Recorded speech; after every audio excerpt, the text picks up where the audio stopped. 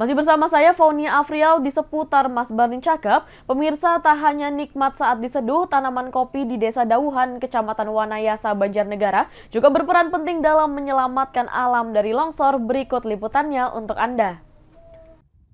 Sejak tahun 2012, petani di Desa Dauhan, Kecamatan Wanayasa memutuskan untuk berubah dari menanam jagung yang rentan erosi menjadi menanam kopi Arabica yang mampu menahan longsor.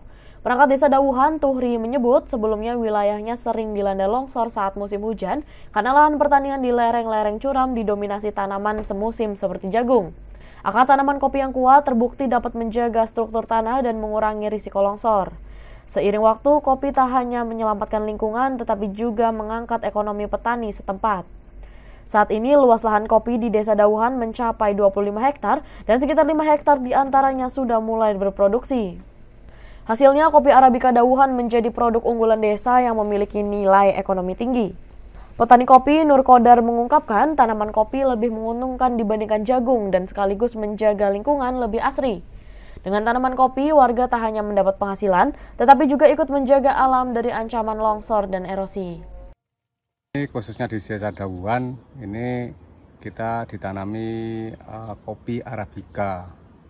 Ada beberapa jenis kopi Arabica, tapi yang bagus adalah di Ateng Supernya. Dan juga kenapa harus tanam kopi, karena di Desa Dauhan dulunya sebelum kopi itu ada tanaman seperti jagung dan sebagainya, sehingga tanah itu semakin lama semakin longsor, akhirnya kena hujan longsor.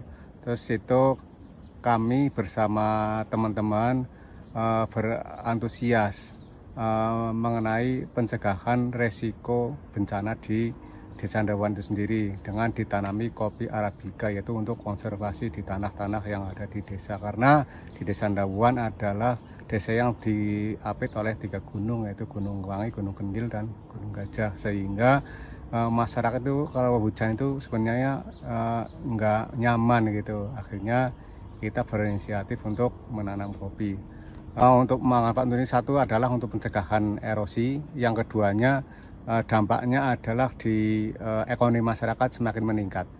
Faktor lingkungan itu untuk penahan tebing atau dan sebagainya kopi itu, karena akarnya itu kuat masuk ke dalam tanah, itu sangat efektif untuk mencegah longsor. Karena dulunya itu sering ketika lahan masih garapan-garapan perkebunan biasa itu masih sering terjadi adanya tanah yang bengkak, kemudian ketika hujan tanahnya juga langsung ke bawah air, begitu air hujan, dan itu juga menyebabkan sedimentasi di aliran sungai, kemudian untuk air konsumsi warga juga jadi kurang jernih begitu. Tapi setelah ada sosialisasi kopi ini, jadi dari segi hasil untuk kita para petani juga alhamdulillah bisa memberikan dampak secara ekonomi, karena memang kopi ini harganya fantastis dibandingkan dengan hasil perkebunan yang pengalaman dulu saya pernah tanam, seperti kayak misalnya singkong yang panen setiap 1 tahun sekali, tapi hasilnya juga per kilonya kalau dibandingkan dengan kopi ya jauh begitu. Di setiap pohon kopi yang tumbuh di lereng Dauhan tersimpan harapan warga untuk hidup aman, tanpa takut longsor dan tetap bisa menghasilkan untung dari alam. Dari Banjarnegara, Iwan Setiawan, Banyumas TV melaporkan.